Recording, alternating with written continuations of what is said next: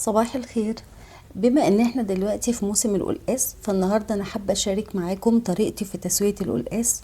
هي قد تبدو يعني طريقه غريبه لبعض الناس، لكن هي بالفعل طريقه حلوه جدا، بتخلي القلقاس ليه طعم حلو قوي. ومفيش حد داق القلقاس عندي الا لما قال لي هي طريقه غريبه بس حلوه. فانا عايزه اقول لكم النهارده بقى الطريقه دي واشاركها معاكم. وكمان هقول لكم كده في النص يعني الحكايه بتاعتي كلها مع القلقاس، لان فعلا في الاول ما كنتش بحبه خالص، ولكن ايه اللي خلاني احبه بقى هقول لكم دلوقتي. بس الاول نشوف المقادير وبعد كده نشوف الموضوع كله. يلا بينا. اول حاجه عندنا في المكونات هي اللحمه او الفراخ اللي احنا هنعمل منها الشوربه اللي هنسوي فيها القلقاس. وان كنت بفضل عن نفسي شوربة اللحمة في القلقاس بتبقى احلى كتير من شوربة الفراخ، ده يعني وجهة نظري انا، طبعا براحتكم خالص. وممكن لو مفيش فراخ او لحمة ممكن تتعمل بمرقة خضروات عادي جدا. تاني حاجة بالنسبة لي في المكونات هي السلق والكزبرة الخضراء.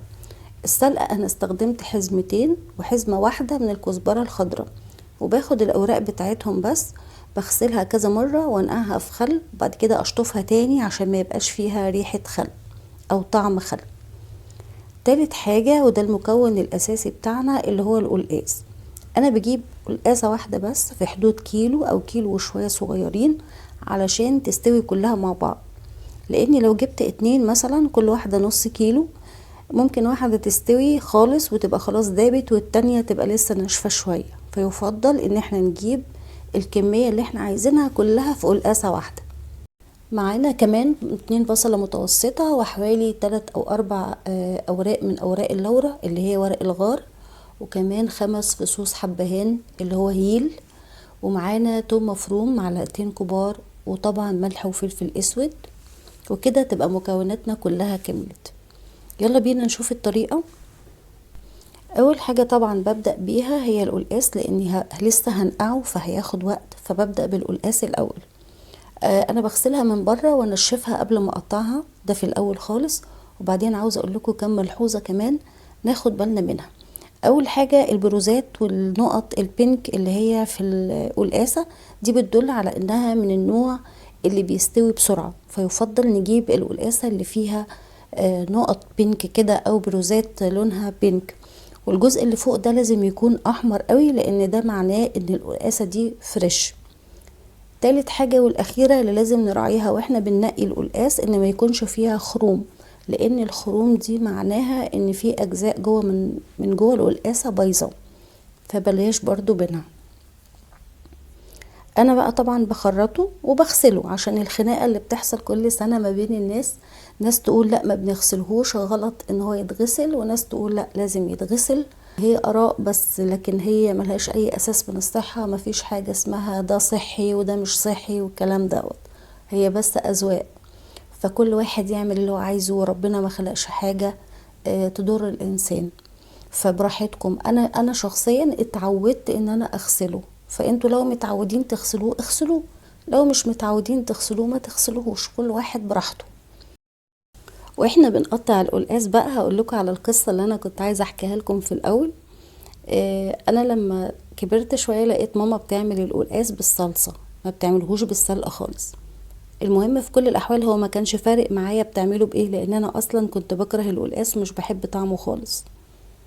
الى ان بقى كبرت وتعزمت عند ناس اصحابنا واكلوني قلقاس بالسلق، فعلا عجبني، حصل كده حب من اول مرة. فالمهم خدت منهم الطريقة وبدأت اعمله في البيت عندي بنفس طريقتهم بالسلق بكل حاجة، وبقيت احمص كده السلق وبعد كده اعمله الدقة بتاعة الثوم وكده. عايزه اقول لكم ان اول مره عملته رحت لماما وقلت لها بصي دوقي القلقاس كده يا ماما بالسلق، كانت اول مره هي كمان تدوقه بالسلق، وفعلا عجبها قوي قوي. قالت لي لا خلاص انا بعد كده مش هعمله بالصلصه تاني، انا هعمله بالسلق برضه. لكن انا بقى فيما بعد يعني غيرت شويه في الطريقه زي ما هتشوفوا النهارده كده. السلق بعمله ازاي؟ طبعا انا هنا في اللقطه دي انا نقعت القلقاس، حطيته في ميه وملح وليمون، والميه دي دافيه مش مغليه، وهسيبه شويه لغايه لما اللحمه تستوي. بالنسبة للحمة انا جبت معلقتين سمنة وحطيت فيها اللحمة كده تاخد صدمة الاول عشان تقفل المسام بتاعتها. وفي المرحلة دي ما بنحاولش نقلب كتير عشان ما تنزلش مية وتبقى الشوربة فيها ريمة كده ولونها يغمق. وحتى لو نزلت شوية مية صغيرين برضو ما نقلبش لغاية لما المية تتبخر خالص ويبقى معانا بس السمنة اللي احنا حطيناها في الاول. هحط لها بقى التوابل، البصل وورق اللورة والحبهان، وكمان هحط لها الفلفل الاسمر، بس مش هحط الملح دلوقتي، الملح بيتحط في الاخر خالص. وزي ما قلت لكم هسيبها خالص لغاية لما المية بتاعتها تنشف. اهي انا كده حمرتها خالص وما بقاش فيها اي مية، ما فيهاش غير السمنة اللي انا حطيتها في الاول بس. هقلبها شوية في السمنة عشان تاخد اللون الحلو ده.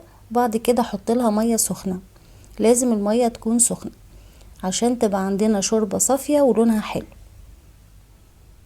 هسيبها بقى تستوي، وقرب لما تستوي خالص احط الملح. القلقاس كمان بقى جاهز لاني سبته منقوع في مية دافية، ومعاها معلقتين ملح ومعاها عصير 2 ليمونة. وبعد كده شطفته تحت المية الجارية مرتين 3 كده تحت الحنفية، وبقى زي الفل. بالنسبة بقى للسلق، عندك اختيارات كتير قوي في الطريقة بتاعتي. انا بحطه في كبة او ممكن في الخلاط بشوية شوربة، او ممكن بالمخرطة بتاعت زمان بتاعت الملوخية. فيعني ايا كان هنستخدم ايه نوصله للحجم بتاع الملوخية بالظبط، يعني نقطعه نفس الحجم. وهنا بقى كانت اللحمة استوت، فانا صفيت الشوربة بتاعتها بحيث اقسمها على جزئين.